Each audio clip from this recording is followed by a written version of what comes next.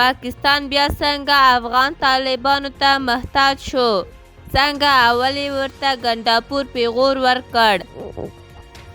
د خیبر پښتونخوا وزیر علي امین ګنداپور ویلي چې د پاکستان فدرالي حکومت د امنیتي ستونزو د هواري لپاره له اسلامي امارت سره خبرو ته چمتووالی ښکاره کړی ده.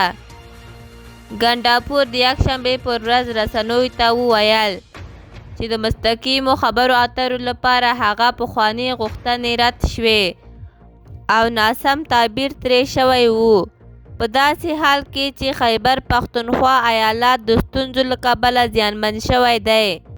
هغه ویلي اوس فدرالي حکومت ماته مراجعه کړې او ویلي دي چې ستونزې به له اسلامي امارت سره له خبرو پرته حل شي.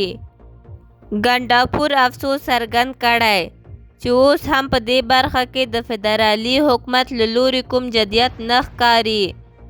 د خیبر پښتونخوا دغه لوړپوړي چارواکي دا ټینګار هم کړی چې افغانستان باید د یوه ګاونډ هیواد په توګه خبرو ته کیني، ځکه چې په خیبر پښتونخوا کې د امن وضعیت له خبرو پرته نشي حل کېدای.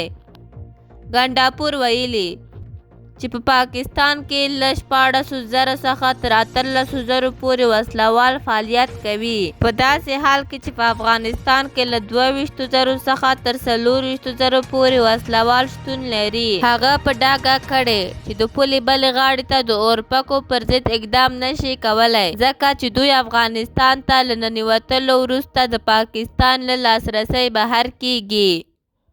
ګنداپور دغه راز ټینګار کړی چې پاکستان نشي کولی له افغانستان سره ځان مخامخ ښکېل کړي او د ستونزو د حل هڅه وکړي، ځکه چې دوی په ځانګړې توګه د امریکا او شوروي اتحاد په څېر د زبر ځواکونو پر وړاندې بریالي مقاومت کړی دی. نوموړي پر اسلامي امارت هم نیوکه وکړه چې د خپلو پولو په سوله ییز امنیت کې پاتې راغلی دي. پاکستاني چارواکو تل ادعا کړې چې پر پاکستان د بریدونو ریښې په افغانستان کې دي. دا په داسې حال کې ده چې اسلامي امارت دغه ادعاوې رد کړې او ویلي دي چې افغانستان د پاکستان د امنیتي ناکامۍ مسؤل نه دی.